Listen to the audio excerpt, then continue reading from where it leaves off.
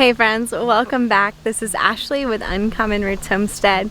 Today I am out in the wild half of the garden and I want to talk about my plan for this space.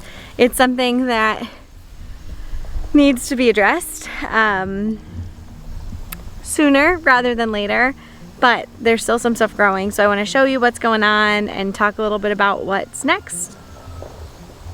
So first, just enjoy this with me. It's hard because I look at it and like half of it I'm like, wow, this is gorgeous, there's so much life, and like the sweet potatoes are still taking off and they just look phenomenal. In fact, it's about time for us to start harvesting those. We're probably going to start digging those up here in the next like week or two. I think our calendar says that these sweet potatoes should be harvested around like September 20th. So right now it's the first week of September, so soon we're going to be doing that. But I mean, it's just a mixture of sweet potato vines and weeds and squash that's just grown over and died and come back. Squash is the weirdest to me because it seems like every year I have like my summer squash. It stopped producing and died months ago, but I didn't come back here and rip it up because you saw it was like a jungle. Well, it came back and now it's producing squash. So it's like now I have that squash too, and we're harvesting on that and we're eating on that, and that's the same plant.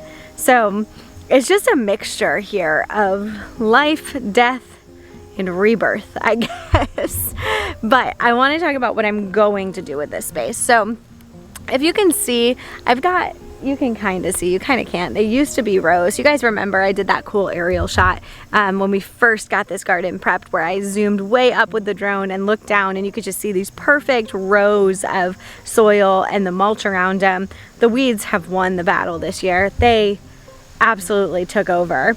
But that doesn't mean that it's all lost.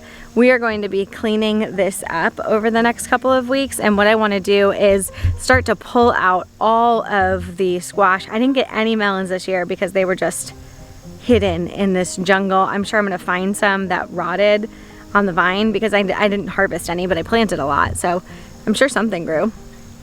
But we're going to pull all of that up and then scrape out all of these weeds, kind of start back over from the beginning, lay more cardboard, bring in more mulch, lay more compost, and then what I'm going to do is put my garlic and onions in this space, and I'm not going to do squash here next year.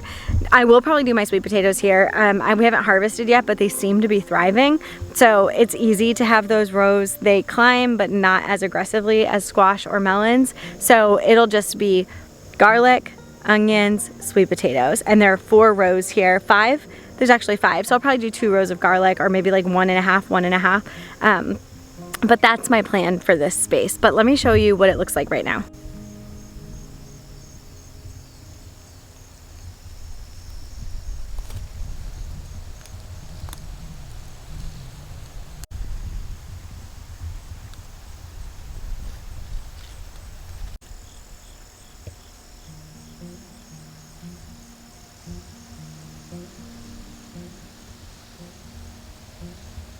So as you can see, it's really not spectacular, but there is a lot of really great squash that has grown and is about ready to be harvested. So the thing with winter squash, right? So a lot of times people ask, like, what is the difference? What is summer squash versus winter squash? When do you pick it? How do you know it's ready? And those are great questions, and I think sometimes they're so often overlooked because people think they're stupid questions, but they're definitely not stupid questions.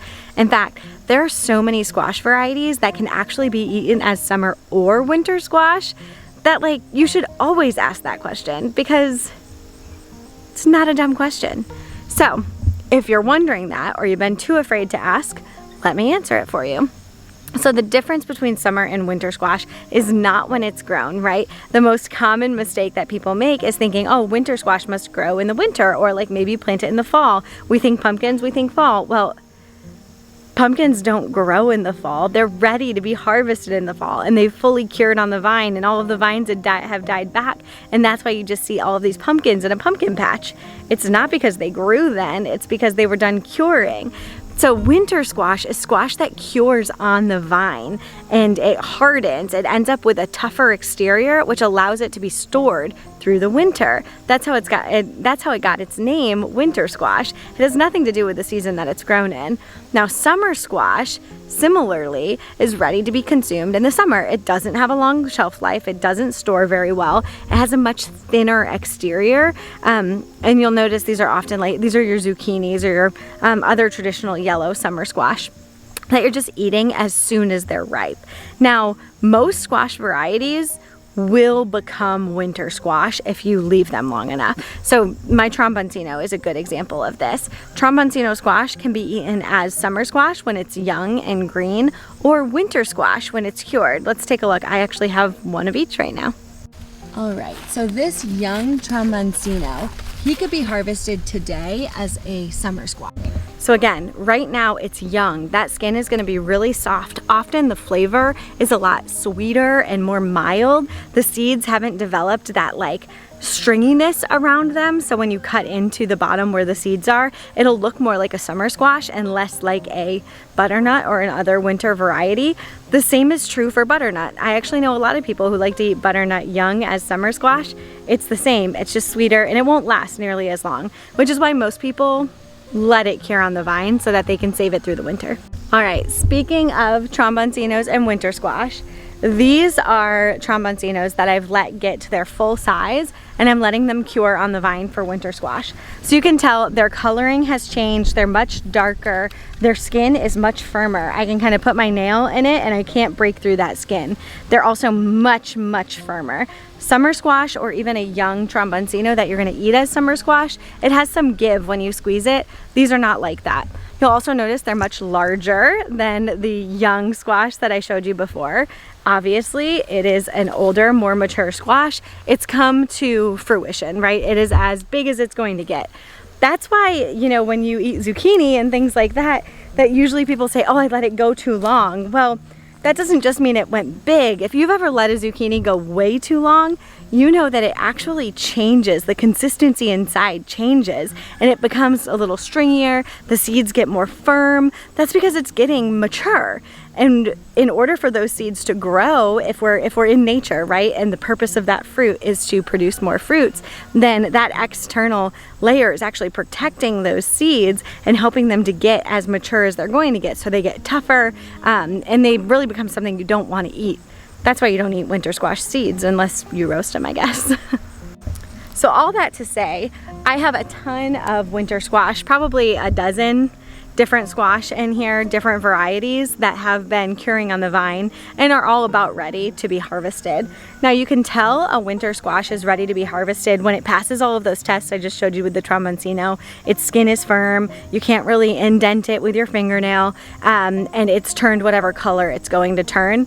I could harvest all of those and they would finish curing just on the counter. It would be fine. Or you can leave them on the vine and the stem will actually dry out and then you know it's absolutely ready. Now, some people say you can't let squash ripen off the vine.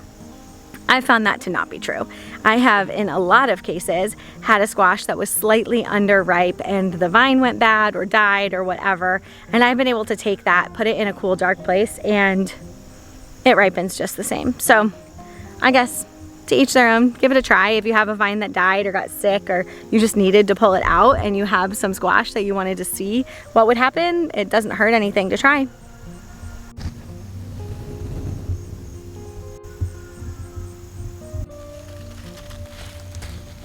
So we're gonna go ahead and do that, like I said, in the next week or so, get these beds all cleaned up and ready, because literally in the next 2 weeks, I want to get my garlic and onions in the ground. I planted early last year too, and I loved the May harvest that I got. It was really helpful because I was able to use those spaces for summer crops. I didn't have to wait until June or July to harvest my garlic and onions. So I'm gonna try that again this year, which means I need to get them in the ground by September 20th or so, which is only 11 days from now. So we've got a lot of cleanup to do in this backspace. I'm not gonna do it today. I feel like that's like my life. I'm like, oh, we've got all of these things to do, but not gonna do it today. We actually are headed over to celebrate a friend So I am not going to be getting to that today, but what I am gonna do today is go ahead and pick some of these squash so that we can get them into the pantry. Like I said, they're already cured, they're ready to go. So I'm gonna start clearing that out so that when we do come to clean out the vines, I don't have to worry about the fruit. There is almost nothing worse than not being able to find your pruners when you got a job to do. And they're never where I put them, I swear. Between the children and the husband, where are my pruners? All right, so since I can't do, you know, pick them with you because my pruners are missing in action, I figured I would come back out here and just take one more look. So I know I've mentioned this in other videos, but next year what we're gonna do is move all of this winter squash out to the outskirts of the garden. We're gonna be doing rows back there. I'm still gonna do them in rows, but I'm gonna spread them out a little bit more and do it by variety a little bit better because this year everything was kind of like on top of each other. And then we're gonna do a separate patch for all of the melons, and I'm gonna give those a lot of trellises. So my plan is to do like 4 arch trellises and let the melons climb. I think that's gonna be easier. I love growing melons. It was one of my favorite things in the 2019 garden or 2020 garden that I grew. And here in 2021, I got zero melons. So I want to make sure that whatever we do for 2022, I fix that so that we get those melons again.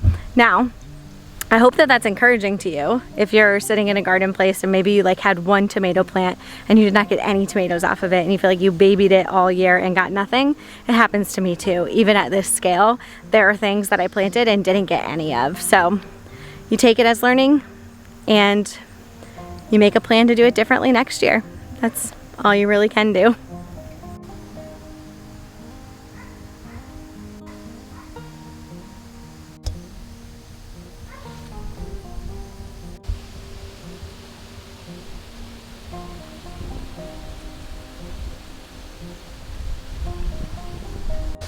So I was about to just abort the mission and wrap up this video, and then I noticed something very, very interesting and exciting.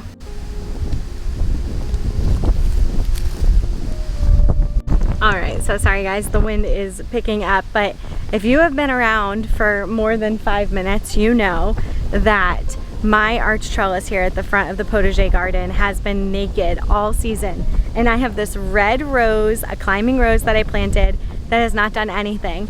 And it has bloomed.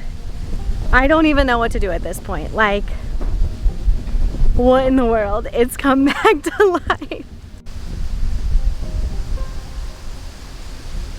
I mean, hey, if my sad dying rose can bloom on that trellis, well, I guess it's not on the trellis yet, it's just kind of next to the trellis, but I feel like I have hope. I'm about to buy all of the organic rose fertilizers that they sell to try to give this rose a chance.